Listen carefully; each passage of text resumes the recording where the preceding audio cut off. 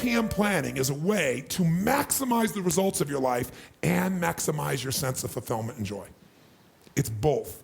In order to do that, we got to change what we focus on from the question of what do I have to do to what's my outcome? What do I want? What's most important to me? What's the result I'm committed to getting? That one change will change completely how you respond in your life, because it'll change you from focusing where everyone's demanding your attention or what you're afraid of or what might give you pleasure in the moment to what's most important to you. And those, by the way, are the three things that get our focus. If we don't discipline ourselves, what gets our focus? Something we're afraid of, something will give us pain. What's the second thing that gets our focus if we don't pay attention? Something will give us pleasure. It's like, you know what, I'm so stressed out. Oh, that chocolate's looking good. Oh, that, I'm gonna go over to have my little coffee, my smoke a mocha doka, cream this thing and that thing, and I'm gonna escape for a few moments. Because the focus is how to feel good. How to not feel bad, how to feel good. What's the third thing that gets your focus? Other people's demands. Where do they come from today? Where do you get other people's demands? Only face-to-face? See, you used to have that one handled, right? Okay, well, I know they're coming down the elevator, I'll go over here.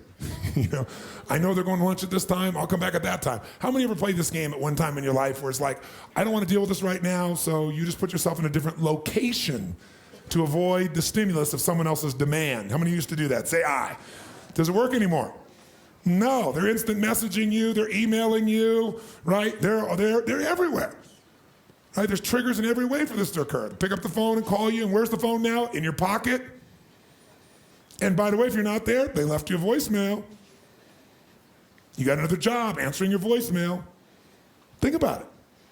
So today, it's pretty hard to avoid the demands. It's not necessarily there are more demands, it's just that we're accessible to more demands. And if you don't know what you want, and you don't know why it's a must for you to achieve it, and you don't have a plan, I can promise you something. You're gonna fit in everybody else's plan.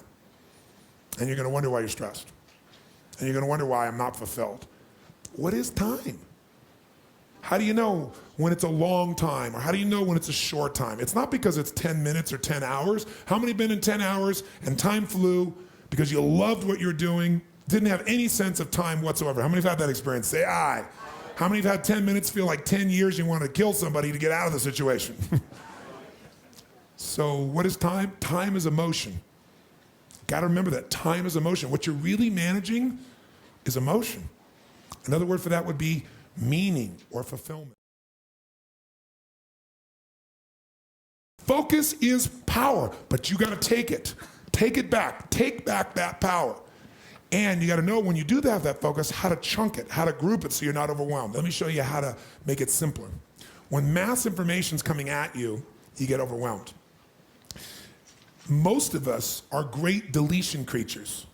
We delete most of life. Right now, there are millions of things around you could be focusing on, thinking about, giving meanings to, making decisions about what to do. Millions. Right now, you could be focusing on the blood rushing through your left eardrum or the feeling of your skin against your body. But most of you delete that. You don't even think about clothing against your skin until I mention it, or your heartbeat. Most of the universe you've deleted because you go crazy if you try to think about it all. Because human beings have a limited amount they can focus on at one time. And most of your stress is because you're thinking about too many things at once. In fact, when people don't do things, it's not because they can't. It's not even because they don't want to. It's because of the way they are focusing on what I call chunking things. When people don't follow through, here's what they do. I'll give you an example. Who here believes exercise is very important, but you don't exercise regularly? Let me see a show of hands. Raise your hand. More hands than most of us want to raise our hand, right? Now, who here really focuses, or I should say exercises regularly? Raise your hand. Regularly. Okay, great. Who here does not exercise regularly even though you believe it's important? Just be truthful. Okay, great. So let's see what the difference is here. A person who does not exercise regularly, I want you to raise your hand and I want you to tell me why you don't exercise regularly. Be truthful. Okay? Yes, sir. I don't have the time. Now, is that true? No. He even knows it's not true. He's going to answer you first. No. But it feels like he doesn't have the time because time is emotion. And he's got so many other things he is focused on getting results in that adding this to the list seems like a lot. right? And the other things are very important to him, like his business. I don't have the time. He has the time. What's the real reason he doesn't do it? Because of the way he thinks about exercise. When he focuses on what it would take to exercise, he does it very differently than someone who follows through. When you think about exercising, what's involved? At the moment, about mile 14 of the London Marathon. Quite painful. Okay, he starts thinking about, I got to get to mile 14 of the London Marathon, and that even the thought of trying to get to the 14th mile, much less the 25th mile, is like beyond my imagination right now. So he is what I call over-chunked. He's not thinking about what he wants, he's thinking about what's painful. You just saw a perfect example. He's not even thinking about victory or succeeding. So the chance of him following through on something that he associates major pain to, when he can do something else right now he can feel competent or successful at, his chances of following through are very limited. How many will follow that? Say I. His focus is on failure. His focus is on pain. That's why he isn't following through. Okay? He's also focused on the 14th mile of a marathon rather than today's workout. Which one seems more daunting to you? So when you think of what it, and here's also what he's thinking about. He's thinking about the process, not the outcome or result he wants. And when you think about what it's going to take to do something, usually it takes a lot and you're not going to want to do it. So he's overchunked himself. He's trying to eat the whale whole without taking any smaller bites. And it seems too big for him, so he says, well, I'll do it when? Later. As my Australian friends would say, later. Right? And of course, the problem with doing it tomorrow is when you get to tomorrow, tomorrow is today, and tomorrow never comes. So, and you keep promising yourself. By the way, what does this do to you emotionally when you keep breaking your own promises with yourself? Or you keep failing to do things that you know are important? Does it increase your level of certainty and confidence? No. What it does is it erodes it. And when you erode confidence in one area, believe it or not, it affects the other areas too. Do you believe me on that? Don't believe me. What about your own life experience? Maybe not one area, but it starts to be multiple areas, it sure does. Another reason why somebody doesn't exercise or do anything is because they don't just chunk it too big, they chunk it in too many details. I'll give you a perfect example. So I asked somebody one time, I said, okay, how important is exercise? Oh, exercise is extremely important. Really? Okay, good. And tell me, why don't you exercise regularly? Well, I just don't have time. Okay, everybody gives that answer. That sounds wonderful. So tell me though, don't tell me about how much time you don't have. Tell me this. When you think about exercising, what do you think about? Which is a way of saying, what do you focus on? And so this woman says to me, well, my gosh, I mean, what do you mean what do I think about? Well, let's say I said to you, you got to start exercising and I'm going to put a gun to the head of your children and I will do very horrible things and hurt them badly if you don't exercise. Could you do it? Oh yeah, I could do it. You know, if some mafia person came here and said, I'm going to kill your children if you don't exercise every day, how many think you could find a way to exercise every day, no matter what your time constraints may be? So remember this. Remember this. Change is never a matter of ability. It's always a matter of motivation. I'll say that again. Change is never a matter of ability. It's always a matter of motivation or drive, having strong enough reasons. If you got a strong enough reason, you could figure out the time, couldn't you? So the biggest part of life and time management is knowing what you want and having enough reasons to follow through. But there is one more piece. If you make enough reasons to follow through and you know what you want, but you make the task overwhelming, you'll be overwhelmed. So I said to her, forget what I said. Let's just say you're really going to start exercising. You're going to do it regularly. How would you do it? What's involved with exercising? What's involved with exercising? What do you focus? She goes, well, if I was going to work out regularly, I'd have to find a club to join. I said, okay, well, so then what? She goes, well, you want to know the whole process?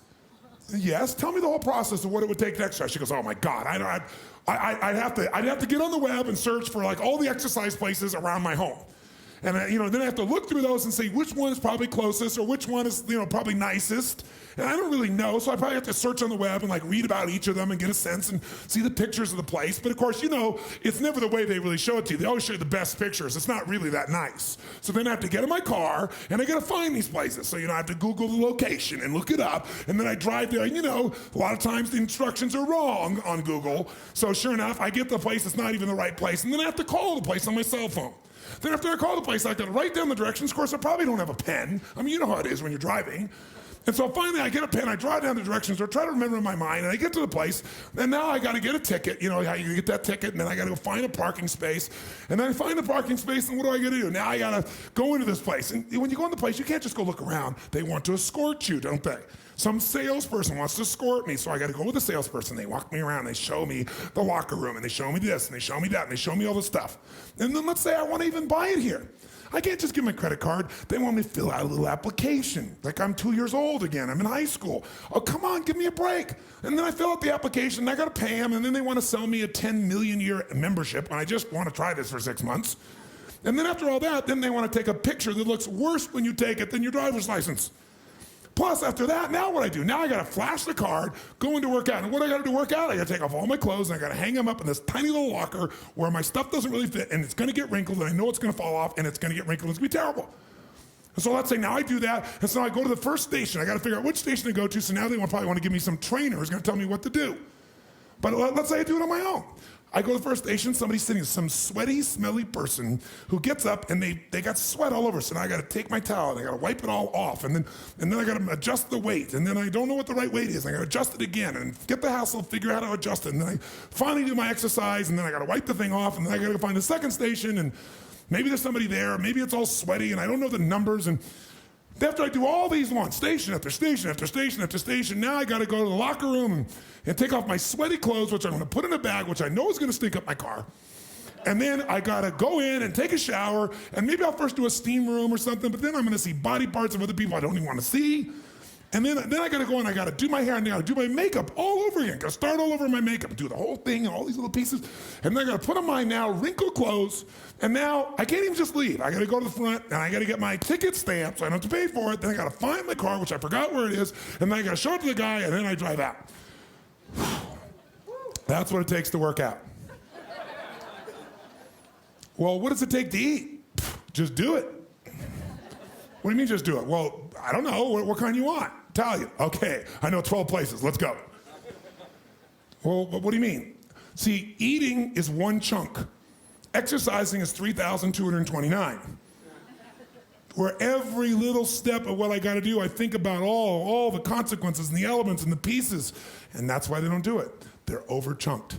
What you focus on, you feel. What you feel, you are moved to somehow actuate. But if you only focus on what you don't want or what's stressful in your life, what you can't control, or what you screwed up on, or what you messed up on in the past, you're not gonna get where you wanna be. Chunking is power. You don't wanna over-chunk where you're trying to bite the whole darn thing together. You also don't wanna under-chunk where you make a million pieces of something. What is chunking? It's taking all that's coming at you and putting it into idealized size groups that your mind can handle. See, science has proven the human brain, consciously, we can only handle what they call 7 plus or minus 2 chunks of information. It's the term that they describe in science, that human beings can only handle 7 plus or minus 2 chunks of information at one time, which is a very complex and over-chunked way of saying most people can only handle 5 to 9 things at once.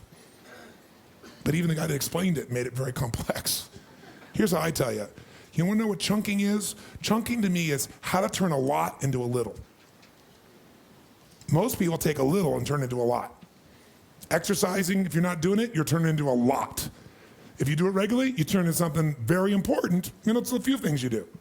It really is just as many things, it's just what you focus on, right? And when you're doing something and you're following through, you're focusing on the outcome and why it's important to you. How is easy when those 2 first steps are done? The first value thing about chunking is if you take it out of your head and you put it on paper, whether it be electronic paper or physical, you have done yourself a great favor. Because when you get in your head, you tend to repeat things over and over. You have a hard time organizing it. And the reason is you're using words in your head and images and sounds. Now, if you can take all these thoughts and words and you can put them into a picture's worth 1,000 what? You just chunked your life instantly better when you make something visual on paper, electronic, or physical. So here's an example. Tell me the things you got to do that are stressing you out. Who here is really, really stressed out right now about something in your life, your business, things you got to do? Who's got a list of things you know you got to do when you leave here that make you majorly stressed? Who's in that category? Okay, stand up, give him a hand. Give him a big hand. Tell me the things that you're stressed out, all the things you got to do when you go home. Tell me. The business plan. I got to get a business plan. Figuring out where to find the money. I got to figure out where to find the money for my business. Setting up an exercise plan. I got to set up an exercise plan. Figure out how to pay for platinum. How to pay for platinum. What else? How to work out my relationships. I got to work out all my relationships. Might that overload you just by itself with that thought? Work out all my relationships. How many could get stressed just thinking you had to go back and this week work out all your relationships? That makes getting the 14th mile of the London Marathon seem easy, doesn't it? Because you know there's a lot of pieces to that, right? What else do you got to do? Come up with a game plan on how to attack Date with Destiny next week. Okay, how to get ready, got to get ready for this program. What else?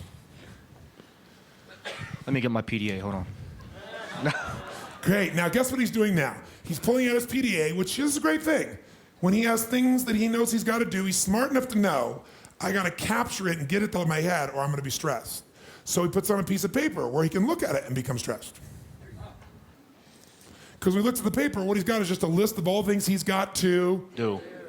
And doesn't that stress you out? Absolutely. Stress me Okay, out pull right it now. out. Stress me out right now. Pull it out. Let's get more stress. Come on. Come on, read it to us. Tell me what's in your PDA of all things you got to do. I got to set up a website for my business. Okay. Okay. To set up a game plan for next year. Create a new vision board. Okay. I have to call all these people for the holidays to wish them a happy holiday, and then take the contacts that I've met here and follow up with them. Call, follow up, contacts. So he's got to get a business plan together. He's got to find the money for the business. He's got to set up exercise program. He's got to get the platinum money. He's got to work out all his relationships next week. He's got to get prepared for Date with Destiny. He's got to set up his website. He's got to get his game plan for the whole year. He's got to set up his vision board. It's not up there, but I remember. He needs to call all his friends for the holidays, friends and family, and let them know he loves them. And he's got to call and follow up with all his contacts. Whoa. Anything else? There's like a whole bunch more I don't even want to think about. And by the way, is he thinking about it at some level, though? In fact, the fact that he doesn't even know what it is alone stresses him. Because it creates an anticipation that says, I'm failing. I'm failing to achieve something. I'm failing to follow through on something. I'm leaving something out. And that underlying anxiety is what most people call stress. Because he doesn't even have a way to capture it, much less achieve it all. Now, I want to explain to you what I mean by chunking in a moment, but I want you to notice that what he's done is told me things all in kind of a random way. And the brain loves pattern recognition. When you recognize a pattern, you feel certain. Oh, someone starts to look like that, I know what that means. Someone starts to say that, I know what that means. When this and this occurs, the business usually does that. I feel successful. Randomness makes us a little crazy. A certain amount of randomness is great, creates variety. Too much randomness, no certainty, which is a human need. And it freaks you out.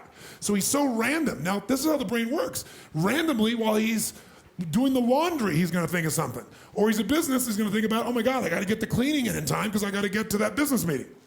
How many have these wonderful experiences? Say aye. So as a minimum, we need a way to just capture and get it out of our head. He doesn't even have an effective system for that because the system he has right now is electronic and he doesn't know how to run it properly or it doesn't run effectively. Probably the former rather than the latter. But either way, it doesn't work. He doesn't have certainty. Without certainty, you are going to be stressed. Certainty comes first with the ability to know you can at least capture it.